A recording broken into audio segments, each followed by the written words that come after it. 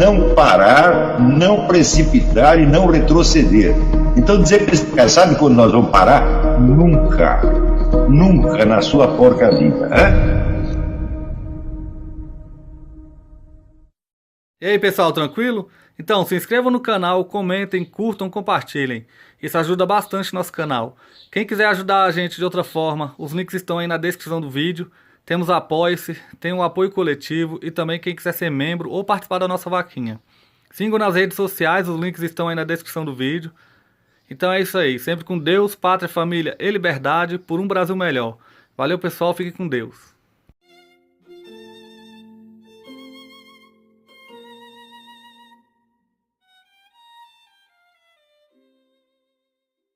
Pouquíssimos comentários, depois vamos passar para o texto da aula propriamente dito. O primeiro artigo chama-se Bobinha. Na carta maior desta semana, uma professora de Ciências Políticas da Universidade Federal de Pelotas, Luciana Balestrin, adverte que enxergar alguma hegemonia comunista nas instituições superiores de ensino é paranoia e insinua que, ao contrário, o verdadeiro perigo que se esboça no horizonte nacional é o fascismo. A prova que ela oferece desse deslumbrante diagnóstico é que 3 pessoas reclamaram contra o comunismo universitário. Firmemente disposta a dizer qualquer coisa contra essas 3 minguadas vozes, ela as acusa ao mesmo tempo de provir de um gueto e de obter grande repercussão na mídia. É notório que, entre os estudantes universitários brasileiros, 4 em cada 10 são analfabetos funcionais. Temo que entre os professores da área de humanas essa proporção seja de 9 para 10. A professora Balestrin é mais um exemplo para a minha coleção. Ela fracassa tão miseravelmente em compreender o significado das palavras que emprega, que no seu caso o adjetivo funcional é quase um eufemismo. Isso não é analfabeto funcional, é analfabeto stricto sensu. Desde logo, se os direitistas vivem num gueto, quem os colocou lá? Enclausuraram-se por vontade própria ou foram expelidos da mídia, das cátedras e de todos os ambientes de cultura superior pela política avassaladora de ocupação de espaços que a esquerda aí pratica desde há mais de meio século. Um gueto, por definição, não é um hotel onde a minoria se hospede voluntariamente para desfrutar os prazeres de uma vida sombria, fechada e opressiva, sem perspectivas de participação na sociedade maior. É uma criação da maioria dominante, um instrumento de exclusão usado para neutralizar ou eliminar as presenças inconvenientes. A maior prova de que o esquerdismo domina o espaço é que a direita vive num gueto. É ela mesma que está dizendo isso. Ao acusá-la precisamente disso, essa porta-voz do esquerdismo oficial só dá testemunho contra si própria. Com igual destreza, ela maneja a segunda acusação, a de que as 3 vozes obtiveram grande repercussão na mídia. Que grande repercussão? Alguma delas foi manchete de um jornal, foi alardeada no horário 9 da Globo, deu ocasião a uma série infindável de reportagens, congressos de intelectuais e debates no parlamento, como acontece com qualquer denúncia de crimes da ditadura ocorridos 50 anos atrás. Nada disso. Foram apenas noticiados aqui e ali, discretamente, num tom de desprezo e chacota. Mas para a professora Balestrin, mesmo isso já é excessivo. Ela nem percebe que ao protestar que 3 direitistas saíram do gueto, ela os está mandando de volta para lá. Mas onde ela capricha ao máximo e não entender nada é ao enxergar uma paranoia em 3 denúncias isoladas, só notáveis pela raridade, e nenhuma nos gritos de alarma contra a ameaça fascista que pululam aos milhares com estridência obscena em publicações e salas de aula por todo o país. Na própria Carta Maior, o toque de alerta antifascista ressoa diariamente. Qualquer observador isento nota a desproporção entre a iminência objetiva desses 2 perigos e a intensidade do temor real ou fingido que despertam. Apontar o avanço comunista é apenas registrar as vitórias que centenas de organizações comunistas alardeiam e celebram nas assembleias do Foro de São Paulo, prontas, de certo, a negá-las em público quando lhes convém. Mas e o fascismo? Onde estão as organizações que o representam, os partidos que buscam elevá-lo ao poder, as verbas bilionárias que o sustentam, a militância adestrada para impô-lo a um povo inerme, os milhares de livros que infectam com o vírus fascista as prateleiras das livrarias e as bibliotecas das universidades? Nada disso existe. Nada, absolutamente nada. Tanto não existe que, para fingir que existe, é preciso até mesmo chamar de fascistas as massas de agitadores comunistas pagos pelo governo para espalhar o terror nas ruas e forçar a transição para o socialismo explícito e descarado. A inversão das proporções é, de certo, um dos traços mais típicos e constantes da mentalidade revolucionária, mas nem todos a ostentam com a cândida desenvoltura dessa mulherzinha boba. Saber qual orientação ideológica predomina em determinado ambiente social não deveria ser muito difícil para uma cientista política, especialmente quando esse ambiente é o dela própria, o seu departamento universitário. Ela poderia perguntar, por exemplo, quantos de seus colegas votam na esquerda, quantos na direita. Ou poderia, com um pouco mais de esforço, averiguar a linha ideológica majoritária dos autores cuja leitura eles recomendam a seus alunos. Poderia até, se quisesse, fazer inspeção semelhante em outros departamentos de ciências humanas pelo Brasil afora, para verificar se as várias correntes de pensamento estão aí representadas equitativamente ou se uma delas predomina até o ponto do monopolismo absoluto. Tudo isso, no entanto, para a professora Balestrin é esforço excessivo, cruel e desumano.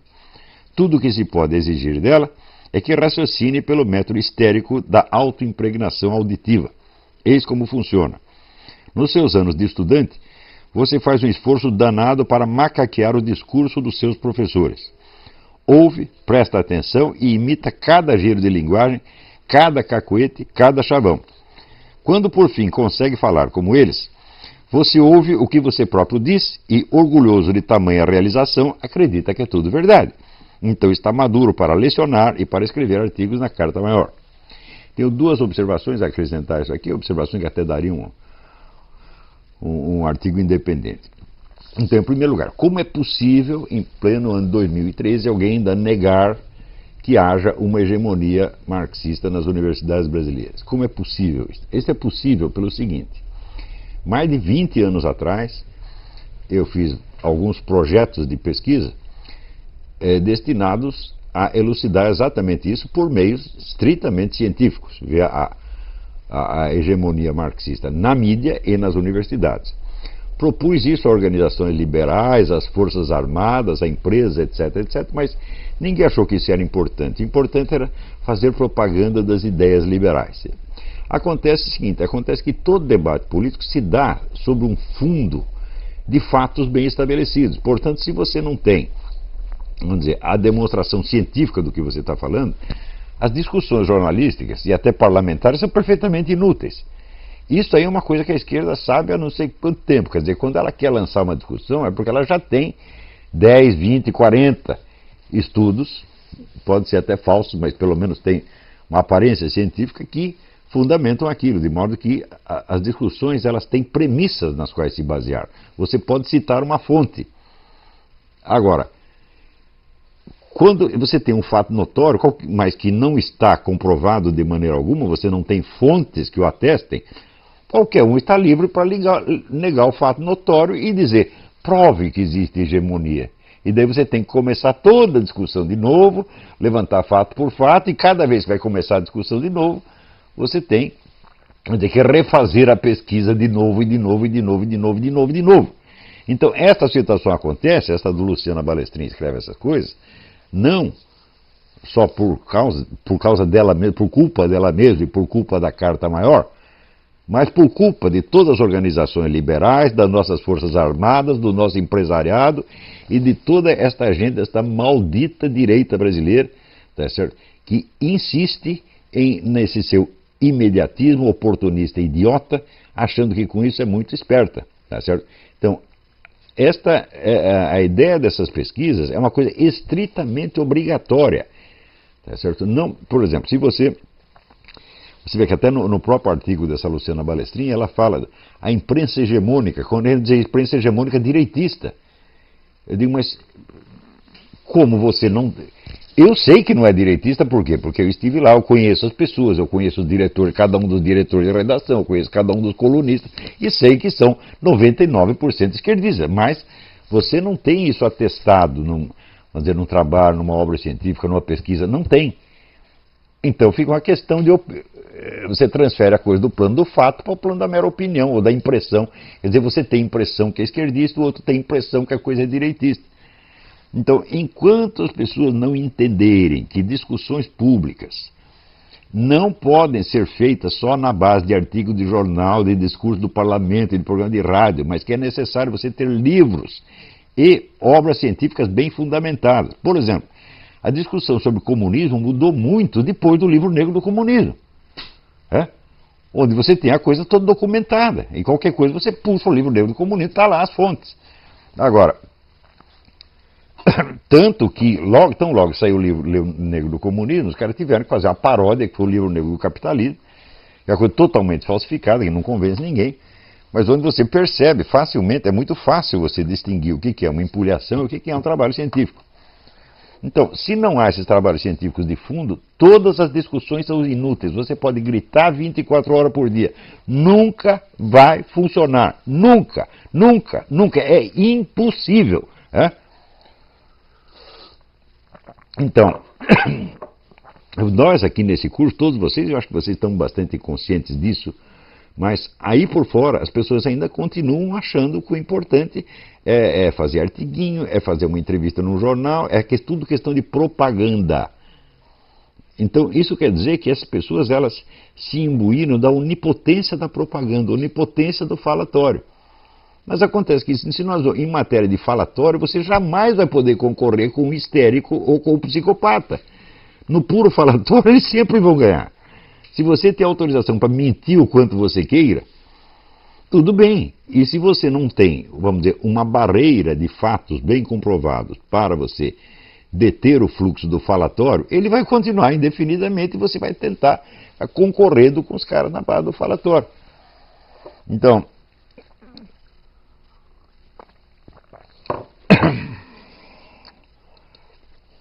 e, em segundo lugar, esta coisa que eu resumi aqui como método autoimpregnação auditiva, aqui parece uma brincadeira, parece que eu estou fazendo uma piada, mas este é outro ponto que pode e deve ser estudado e comprovado cientificamente. A educação universitária nas áreas de ciências humanas consiste apenas em impregnação de linguagem. Como dizia, né, o Richard Rorty, o que nós temos que fazer é imbuir, incutir o nosso linguajar na cabeça das pessoas. O Kaomi diz que é este o problema. Ele disse isso já na década de 70, 80. E isto hoje está institucionalizado no Brasil. Você vê que existe uma certa homogeneidade de estilo em tudo que esse pessoal das ciências humanas escreve. Uns melhor, uns de maneira melhor, outros pior. Mas os cacoetes são os mesmos, tá certo? E a impregnação desses cacoetes, quando você entra na universidade, o rapaz sai, vamos dizer, de um ambiente de classe média, pobre, né, isolado, sem perspectivas culturais, e ele entra na universidade, e aquilo para ele é o universo da grande cultura. Quer dizer, ele sofreu um upgrade formidável, os horizontes dele se ampliaram. E ele quer participar daquilo, ele quer sentir que ele é um participante. Qual é o método de sentir? É você aprender a falar como as pessoas. E nisto consiste todo o aprendizado deles. E eu acredito que isso é possível de ser demonstrado cientificamente por pesquisas linguísticas. Agora, eu pergunto o que esse pessoal conservador, liberal, está esperando? Né? Então, você veja que dentro do pessoal da esquerda você encontra um respeito muito maior pelo conhecimento, pela ciência e tal, do que entre o pessoal da direita. Quer dizer, no direito predomina esse pragmatismo idiota, esse pragmatismo imbecil que é característico do Brasil. Quer dizer, nós não precisamos estudar, não precisamos ver nada, a linguagem só serve para fins de propaganda. Né? Então, quando você começa a pensar assim, você está infectado do que existe de pior no seu inimigo. E você se torna o seu pior inimigo. Esse artigo continua um pouco. Vamos levar essa análise da linguagem dessa mulher um pouco mais dentro, para vocês verem. Quer dizer, eu estou com esses artigos, eu estou exemplificando isso que eu estou dizendo do negócio da autoimpregnação histérica. O segundo artigo chama-se O Nariz do Viking. Desculpe voltar ao assunto, mas a inépcia da classe universitária nesse país é uma fonte de inspiração inesgotável para este deslumbrado colunista. Há coisas que o gênio mais excelso não conseguiria inventar, que não existem nem entre o céu e a terra, nem na nossa vã filosofia, mas que jorram da idiotice aos borbotões num fluxo incessante de criatividade que só encontra igual, mutatis mutandis, no capítulo 1º do Gênesis. Leiam esta frase da nossa já conhecida professora Luciana Balestrin, aspas. Mesmo os velhos e os contemporâneos clássicos do liberalismo político moderado são capazes de aceitar a tolerância, a diferença, a liberdade de expressão. Fecha aspas. Vamos descontar, vamos dizer, o estilo miserável da dona. Não é disso que eu estou falando por enquanto. Eu estou falando só da semântica de certos termos que ela emprega. O tom de superior condescendência sugere que a tolerância, o respeito à diferença, etc., são virtudes tão bem repartidas entre vários regimes políticos que até mesmo os liberais são capazes de praticá-las um pouquinho. No mundo real, porém, ninguém ignora que essas virtudes foram inventadas pelos liberais e só existem nos sistemas políticos que o liberalismo criou ou nos quais deixou sua marca profunda. Elas são o liberalismo. Em todos os outros regimes, só o que se vê é rigidez, intolerância, perseguição, encarceramento e matança dos divergentes. Não podendo negar esse fato, mas odiando reconhecê-lo, a articulista da Carta Maior apela ao expediente pueril de atenuá-lo mediante o uso do modo comparativo. Mas comparações, quer dizer, aí há uma comparação implícita. Mesmo fulano consegue fazer tal qual coisa. Quer dizer, outros conseguem, normal, mas até estes conseguem. Hein? Mas comparações só funcionam quando há elementos a ser comparados. E no caso não há nenhum. No mundo moderno não há exemplos de tolerância e liberdade fora do liberalismo. Não se trata, portanto, de uma comparação autêntica, mas de um fingimento, de uma comparação postiça, absurda, produzida à força para fins puramente pejorativos. Fingindo louvar um mérito, a professora o achincalha ao dividi-lo com quem não o tem, deixando ao seu portador único e genuíno só um tiquinho, uma lasquinha da virtude supostamente geral, como quem dissesse, até mesmo os ovíparos botam ovos. Né? Como se botar ovo fosse universal, elefante bota ovo, leão bota ovo, né? A dona Balestrin bota ovo e até os ovíparos botam ovos. Para piorar um pouco mais as coisas, ela não reconhece essas virtudes políticas nem mesmo em todos os liberais, mas só nos moderados. Fica subentendido que existem radicais liberais que as negam. Mas a única facção radical que existe nas hostes liberais é o libertarianismo, que em vez de negar a tolerância e a liberdade, as amplia até a demência.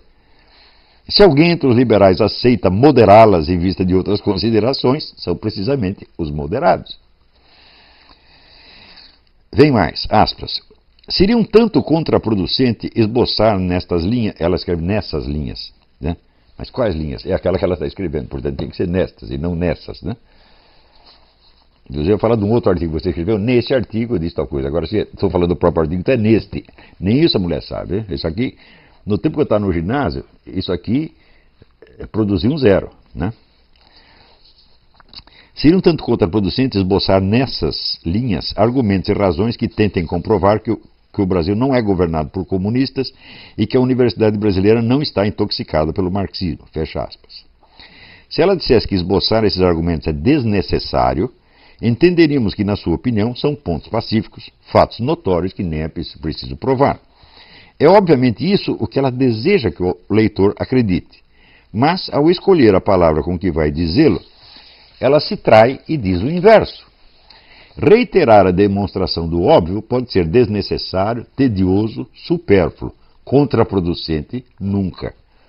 Uma demonstração é contraproducente quando, em vez de dar o resultado esperado, produz o seu oposto. E no esforço de repetir a pretensa certeza adquirida, acaba por demoli-la. A professora sabe que é precisamente isso que aconteceria se ela tentasse provar a inexistência da hegemonia marxista nas nossas universidades, pela simples razão de que essa hegemonia é um fato. Em tão constrangedora circunstância, ela tenta fazer o leitor engolir como verdade notória e arquiprovada algo que ao mesmo tempo ela confessa não poder provar de maneira alguma. Tentando ser esperta, só prova mesmo que é uma boboca.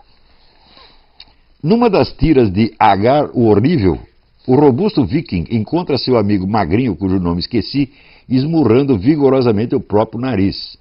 Que raio de coisa é essa? Pergunta o chefe. E o outro, todo orgulhoso. Um guerreiro precisa vencer-se a si mesmo. A professora Balestrin estudou nessa escola. completando, aspas, da mesma maneira estéril, argumentar, a frase está horrivelmente mal construída, quer dizer que da mesma maneira é estéril, né? Argumentar que o eurocentrismo, o colonialismo e o progresso moderno não são completamente afastados do marxismo e que justamente por isso ele encontra resistência nos movimentos decoloniais latino-americanos. Fecha aspas. Não liguem para a palavra decoloniais. É o neologismo pedantíssimo com que alguns intelectuais anticolonialistas de Nova York insinuam que ainda são colonizados, coitadinhos. O que o professor está dizendo é que eles se irritam com os parágrafos em que Marx reconhece o papel positivo do colonialismo europeu no desenvolvimento das forças produtivas. Mas ver nessa ranhetice de detalhe uma resistência ao marxismo é como dizer que Lenin resistiu ao marxismo quando achou que podia fazer a revolução com meia dúzia de intelectuais em vez de esperar pelo proletariado.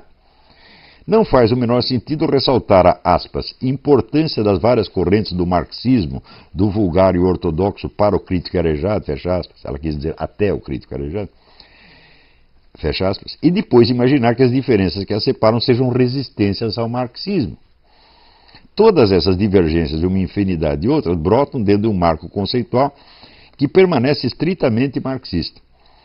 Cada vez que os comunistas divergem uns dos outros, isso é explicado dentro do movimento como uma prova da sua pujança e riqueza de perspectivas, e fora como uma prova de que o comunismo acabou e de que preocupar-se com ele é paranoia. A professora Balestrin pensa que pode fazer as duas coisas de uma vez, por isso mesmo acaba não fazendo nenhuma nem outra. Eu não acredito que ela seja capaz de compreender esta análise que eu estou fazendo aqui.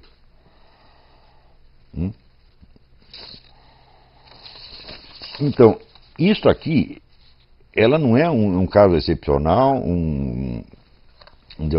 uma exceção. Isso é a média dos nossos professores universitários. Eles são analfabetos funcionais mesmo, eles não entendem. Ó, no tempo do imbecil coletivo, os caras não entendiam o que eu escrevia. Agora eles já não entendem o que eles mesmos escrevem.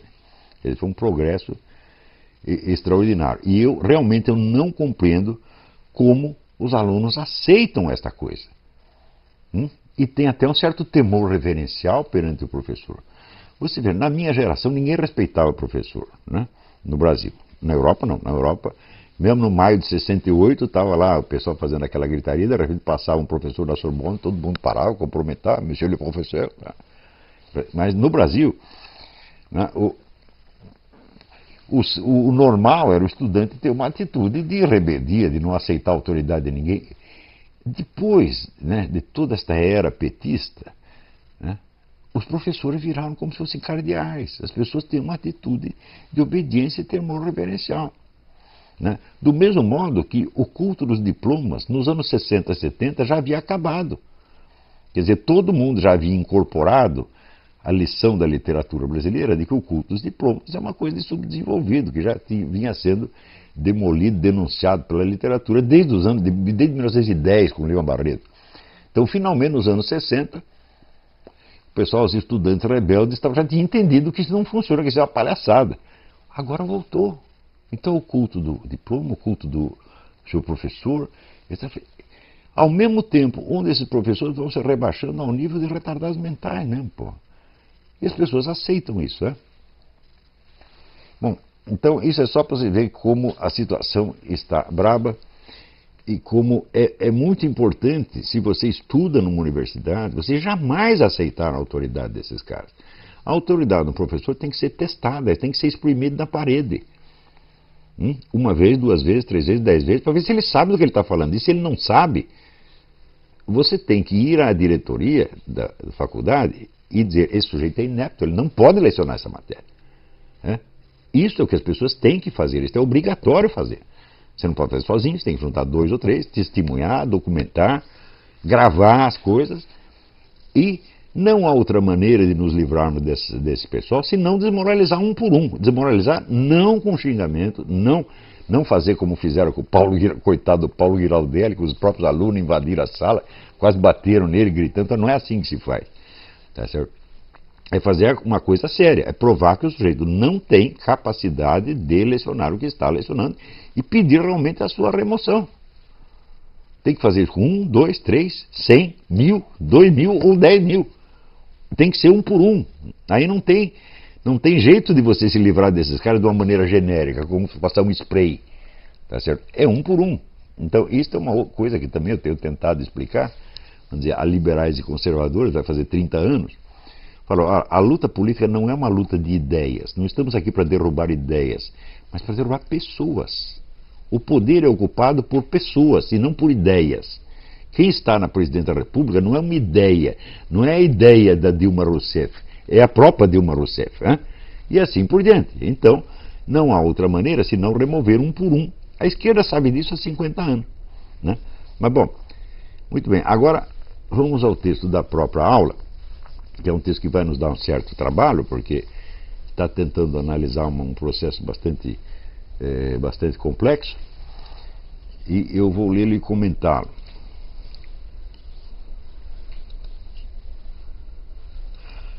Então, chama-se O Mundo da Rainha de Copas. É um assunto que nós já mencionamos aqui de passagem algumas vezes, mas que eu acho que vale um exame aprofundado. O Mundo da Rainha de Copas, Ciência e Anticiência na História da Mentalidade Revolucionária. Isso foi escrito para ser uma apostila deste curso, mas nesse ínterim o Digesto Econômico me pediu um artigo e eu perguntei se podia ser esse. Ele disse que podia, eu mandei esse. Então agora não podemos divulgá-lo antes de que saia no Digesto.